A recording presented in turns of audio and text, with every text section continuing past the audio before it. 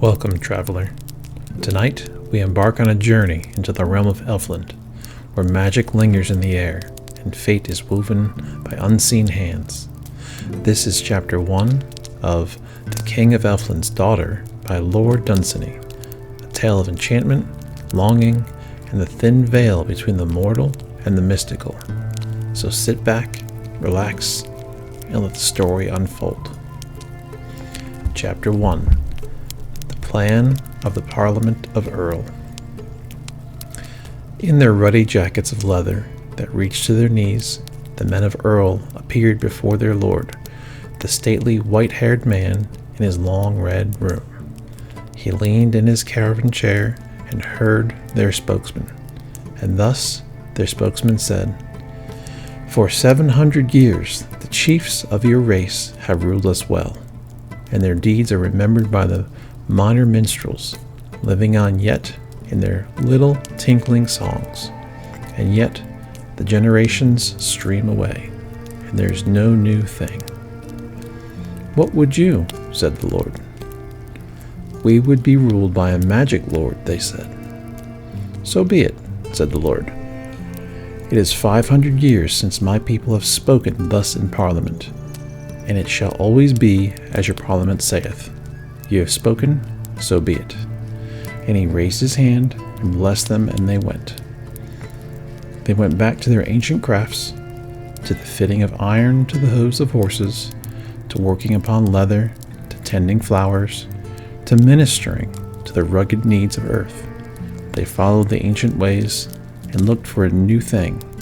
But the old lord sent a word to his eldest son, bidding him come before him. And very soon the young man stood before him, in that same carven chair from which he had not moved, where light, growing late, from high windows, showed the aged eyes looking far into the future beyond that old lord's time. And seated there, he gave his son his commandment. "Go forth," he said, "before these days of mine are over, and therefore go in haste, and go from here eastwards, and past the fields we know, till you see the lands that clearly pertain to Fairy, and cross their boundary, which is made of twilight, and come to that palace that is only told of in song." "It is far from here," said the young man, Alveric. "Yes," answered he, "it is far." "And further still," the young man said, "to return, for distances in those fields are not as here." "Even so," said his father. "What do you bid me do," said the son, "when I come to that palace?" And his father said, "To wed the King of Elfland's daughter." The young man thought of her beauty and crown of ice, and the sweetness of that fabulous runes had told was hers. Songs were sung of her on wild hills where tiny strawberries grew, at dusk and by early starlight, and if one sought the singer no man was there. Some days only her name was sung softly over and over. Her name was Lyrizel. She was a princess of the magic line. The gods had sent their shadows to her christening, and the fairies too would have gone, but they were frightened to see on their dewy fields the long, dark, moving shadows of the gods, so they stayed hidden in crowds of pale pink anemones, and thence blessed Lyrizel. "My people demand a magic lord to rule over them. They have chosen foolishly," the old lord said, "and only the dark ones that show not their faces know all that this will bring.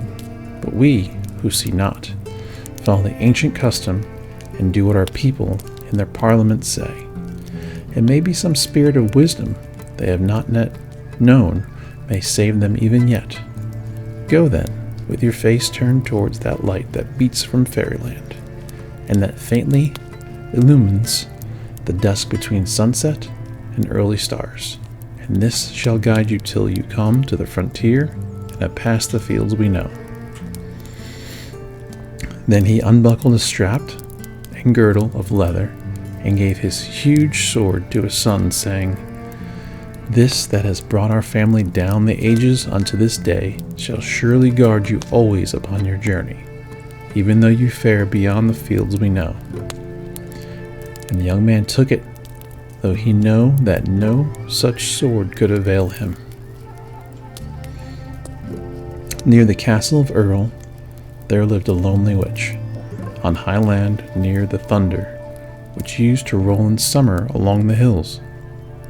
There she dwelt by herself in a narrow cottage of thatch, and roamed the high fields alone to gather the thunderbolts. Of these thunderbolts, that had no earthly forging, were made with suitable runes such weapons as had to parry unearthly dangers. And alone would roam this witch at certain tides of spring, taking the form of a young girl in her beauty, singing among tall flowers in the gardens of Earl. She would go at the hour when hawk moths first pass from bell to bell. And of those few that had seen her was this son of the Lord of Earl, and though it was calamity to love her, though it wrapped men's thoughts away from all things true, yet the beauty of the form that was not hers had lured him to gaze at her with deep young eyes, till, whether flattery or pity moved her, who knows that is mortal, she spared him whom her arts might well have destroyed, and, changing instantly in that garden there, showed him the rightful form of a deadly witch. And even then his eyes did not once forsake her, and in the moments that his glance still lingered upon that withered shape that haunted the hollyhocks, he had her gratitude that may not be bought, nor won by any charms that Christians knew. And she had beckoned to him, and he had followed, and learned from her on her thunder-haunted hill that on the day of need a sword might be made of metals not sprung from earth, with runes along it that would waft away certainly any thrust of earthly sword, except for 3 master runes could thwart the weapons of Elfland. As he took his father's sword, the young man thought of the witch. It was scarcely dark in the valley when he left the castle of Earl, and went so swiftly up the witch's hill that a dim light lingered yet on its highest heaths when he came near the cottage of the one he sought, and found her burning bones at a fire in the open. To her he said that the day of his need was come, and she bade him gather thunderbolts in her garden in the soft earth under her cabbages. And there, with eyes that saw every minute more dimly, and fingers that grew accustomed to the thunderbolt's curious surfaces, he found before darkness came down on him 17, and these he heaped into a silken kerchief and carried back to the witch. On the grass beside her he laid those strangers to earth. From wonderful spaces they came to her magical garden, shaken by thunder from paths that we cannot tread, and though not in themselves containing magic, were well adapted to carry what magic her runes could give. She laid the thigh bone of a materialist down and turned to those stormy wanderers. She arranged them in one straight row by the side of the fire, and over them she toppled the burning logs and the embers, prodding them down with the ebon stick that is the scepter of witches, until she had deeply covered those 17 cousins of earth that had visited us from their ethereal home. She stepped back then from her fire and stretched out her hands, and suddenly blasted it with a frightful rune. The flames leaped up in amazement, and what had been but a lonely fire in the night, with no more mystery than pertains to all such fires, flared suddenly into a thing that wanderers feared. As the green flames, stung by her runes, leaped up, and the heat of the fire grew intenser, she stepped backwards further and further, and merely uttered her runes a little louder the further she got from the fire.